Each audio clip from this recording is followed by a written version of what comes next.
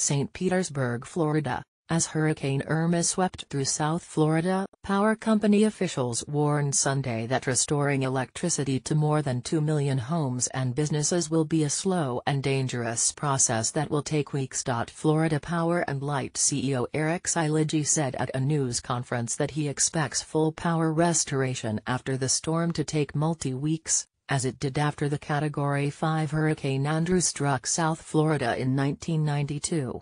Plan for extended and prolonged outages, FPL spokesman Rob Gould said. We expect, given the fact the storm has slowed down, many of our customers will be out for a day or longer, given that, much like emergency responders, our crews cannot get out and work. It's just too dangerous. The company said repairs and restoration would take 1 million man-hours to complete statewide.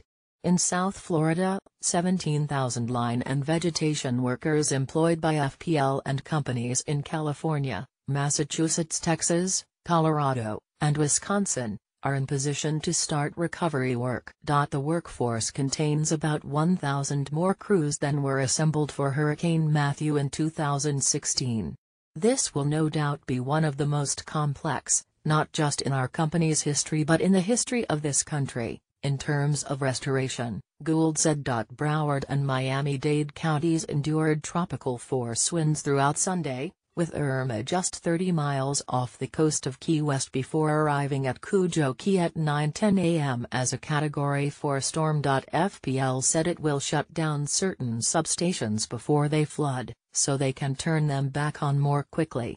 Silegi said that was a technique that worked during Superstorm Sandy in the Northeast and FPL found that it worked during Hurricane Matthew last year.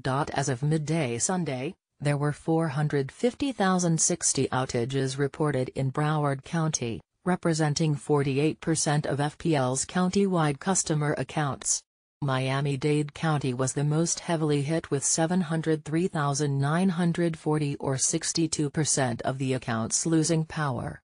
In Palm Beach County, the total was 217,420 or 28%. Gould said service to about 320,000 accounts had been restored and that crews were out working wherever possible.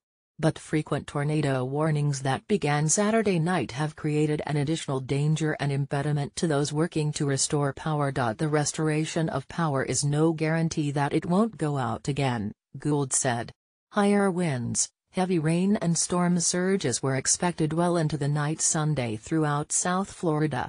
A storm of this magnitude and this intensity will require us in many cases to completely rebuild our electric system, particularly on the West Coast, Gould said. FPL said Saturday that it shut down one of Turkey Point's 2 nuclear reactors near Homestead.